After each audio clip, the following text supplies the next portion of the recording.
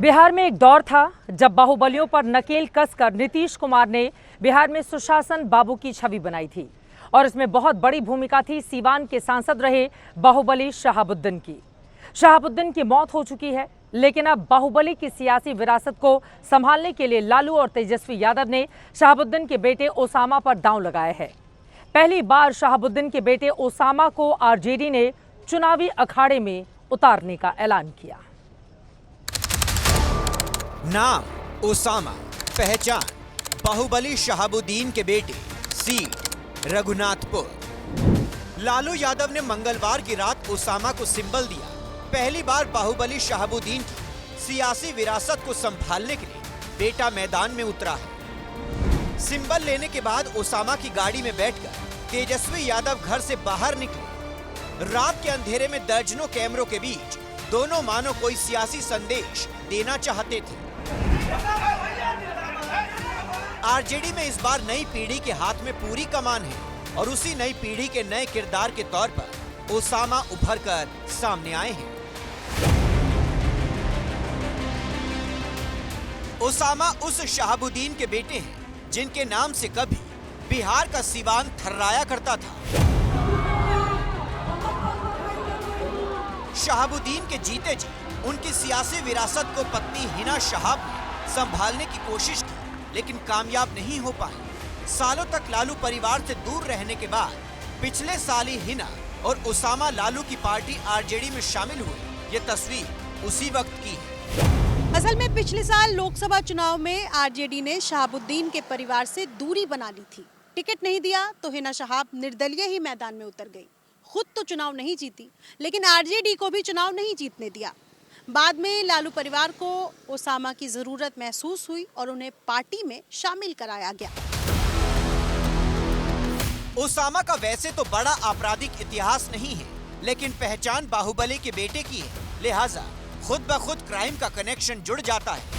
Osama न सिर्फ पहली बार चुनाव लड़ने जा रहे हैं, बल्कि नई सीट से दांव आजमाएंगे। रघुनाथपुर सीट से हरिशंकर यादव का टिकट काटकर ओसामा को उम्मीदवार बनाया गया है।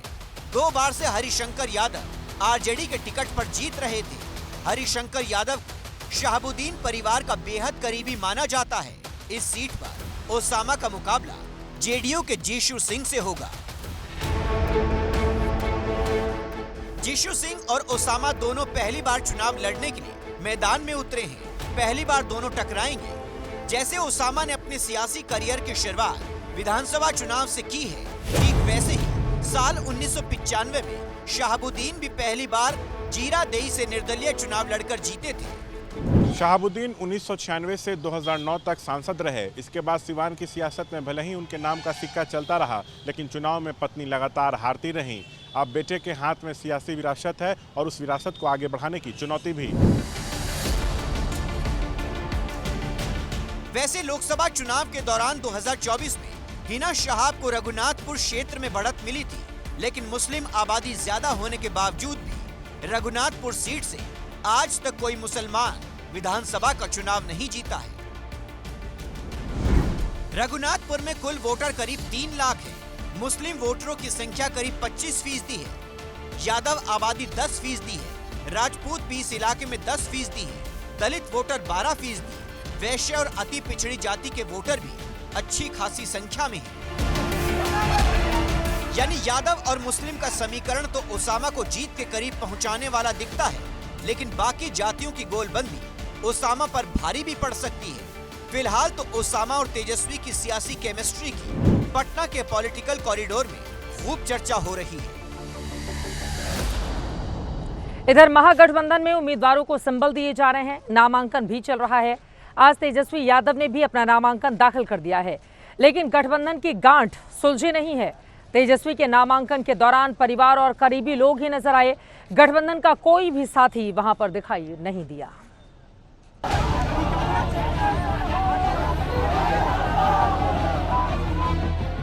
राघोपुर के रण में तेजस्वी तीसरी बार उतर चुके हैं। तेजस्वी भवा के नारे को साकार करने समर्थकों का सैलाब हाजीपुर में उमड़ पड़ा। समर्थकों की इसी भीड़ को चीरते हुए तेजस्वी का काफिला निर्वाचन अधिकारी के दफ्तर पहुंचा। व्हील चेयर पर पिता लालू यादव और बगल में मां राबड़ी देवी और रणनीतिकार संजय यादव साथ साथ चल रहे थे। तेजस्वी यादव यहाँ से आज तीसरी बार नामांकन दाखिल करने के लिए पहुंचे हैं राघोपुर। उनकी मां राबड़ी देवी और पिता लालू प्रसाद यादव, जिनकी परंपरागत तरीके से कहा जाए 1995 से तो सीट मानी जाती रही है, तीसरी बार यहाँ पहुंचे हैं नामांकन करने के लिए। तेजस्वी यादव यहाँ कार्यकर्ता अंदर जाने की कोशिश कर रहे हैं, लेकिन फिलहाल उन्हें बाहर रहने को कहा जा रहा है। भारी भीड़ मैं कहूँगी समर्थकों की इस वक्त आपको नजर आएगी। इसके बाद तेजस्वी ने लालू राबड़ी की उपस्थिति में राघोपुर से तीसरी बार नामांकन किया। माता पिता का आशीर्वाद तो मिला, लेकिन इस दौरान महागठबंधन का एक सहयोगी भी नजर नहीं आया, वो भी तब जब आरजेडी और तेजस्वी खुद को सीएम उम्मीदवार मानकर चल रहे हैं। तेजस्वी तो 243 सीट पर चुनाव लड़ रहा है, लेकिन अगर एक सीट की बात आती है तो हम पहले से ही राघोपुर लड़ते आए हैं और केवल राघोपुर ही से हम चुनाव लड़ेंगे। तेजस्वी ने दूसरी विधानसभा सीट से भी चुनाव लड़ने की अटकलों को खारिज कर दिया है। 10 साल पहले तेजस्वी ने राघोपुर से ही राजनीति की पारी शुरू की थी। विरासत को बढ़ाते हुए तेजस्वी यहां 2015 और 2020 में जीते, और अब जब बिहार में खुद को नीतीश के विकल्प के रूप में पेश कर रहे हैं तो चुनाव क्षेत्र राघोपुर को ही बरकरार रखा है। राघोपुर में तेजस्वी की चुनौती बढ़ाने के लिए प्रशांत किशोर ने भी खूब माहौल बनाया, लेकिन आखिर में पैर पीछे खींच लिए। जनसुराज ने राघोपुर से चंचल सिंह को टिकट दिया है। वहीं बीजेपी ने तेजस्वी की घेराबंदी के लिए उम्मीदवार का ऐलान अभी नहीं किया है। राघोपुर का रण कितना रोचक होगा वो इस बात पर निर्भर करेगा कि बीजेपी किसे टिकट देती है। जनसुराज से भले पीके मैदान में ना हो, लेकिन चंचल सिंह की मौजूदगी से जाति का गणित बदल सकता है। राघोपुर में 30% से ज्यादा यादव वोटर हैं। अति पिछड़ा यानी ईबीसी 35% है। दलित और महादलित वोटर 18% हैं। सामान्य वर्ग के 15% वोटर हैं। जनसुराज के चंचल सिंह राजपूत बिरादरी से आते हैं। बीजेपी यहां से यादव उम्मीदवार पर दांव लगाती रही है। अगर यादव वोट बटे तो राघोपुर में 2010 के नतीजे भी रिपीट हो सकते हैं। तब राबड़ी देवी को हार मिली थी। पहले चरण के नामांकन का चुनावी मुहूर्त खत्म होने में 48 घंटे से भी कम का वक्त रह गया है, लेकिन महागठबंधन में सीट बंटवारे की उलझन सुलझी ही नहीं। विपक्षी गठबंधन के नेता हर रोज सामने आकर ये बोलते हैं कि आज नहीं तो कल गुत्थी सुलझ जाएगी। वो बड़े बड़े दावे करते हैं, लेकिन अब तक वो पल उनके नेताओं और कार्यकर्ताओं के लिए भी सामने नहीं आया है। ऐसे में सवाल यह है कि क्या महागठबंधन की गाड़ी ठीक चुनाव के समय डीरेल हो जाएगी? क्या इस तरह के संकेत मिल रहे हैं? आखिर कांग्रेस पार्टी के साथ आरजेडी के गठबंधन की गांठ कहां पर उलझ गई है?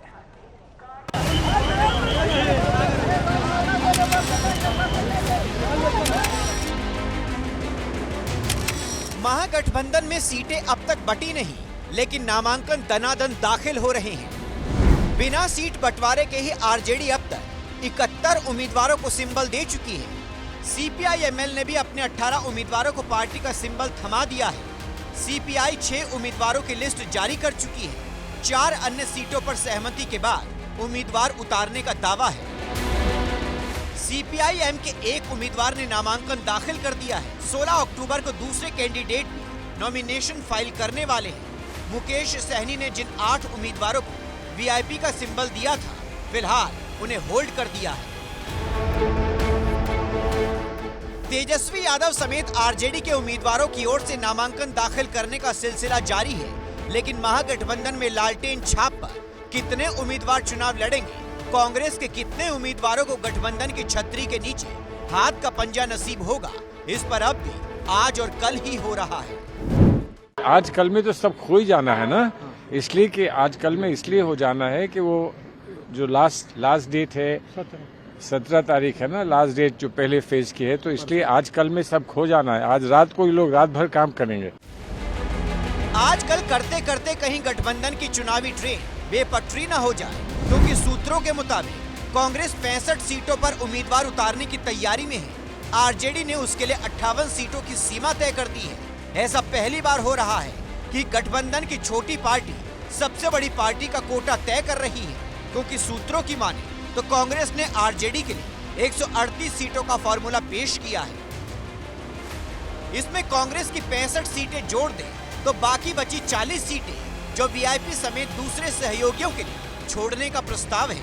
खबर तो ये भी है कि कभी 60 सीटों की मांग करने वाले मुकेश सहनी को 18 सीटें मिल सकती हैं।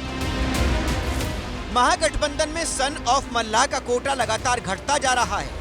ऐसे में उनकी बेचैनी बढ़ती जा रही है। कुल मिलाकर गठबंधन की गांठ सुलझने के बजाय और उलझती जा रही है, जिस पर सत्ताधारी खेमा चुटकी ले रहा है तो आरजेडी ऑल इज वेल का राग अलाप रही है। उनके यहाँ मारा मारी, आपा धापी, लत्तम जुत्ती, लाठा लाठी ये चल रहा है। आरजेडी कुछ कह रही है, मुकेश सहनी जी कुछ कह रहे हैं, कांग्रेस अलग राग अलाप रही है। तो अपनी डफली अपना राग तो उस गठबंधन में चल रहा है। महागठबंधन में ऑल इज वेल है, यहाँ कहीं कोई किंतु परंतु सिर्फ उटव्वल नहीं है। महागठबंधन इंटैक्ट है और मजबूती से चुनाव लड़ रहा है।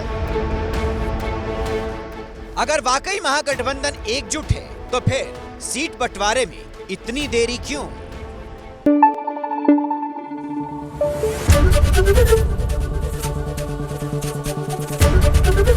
एबीपी न्यूज आपको रखे आगे।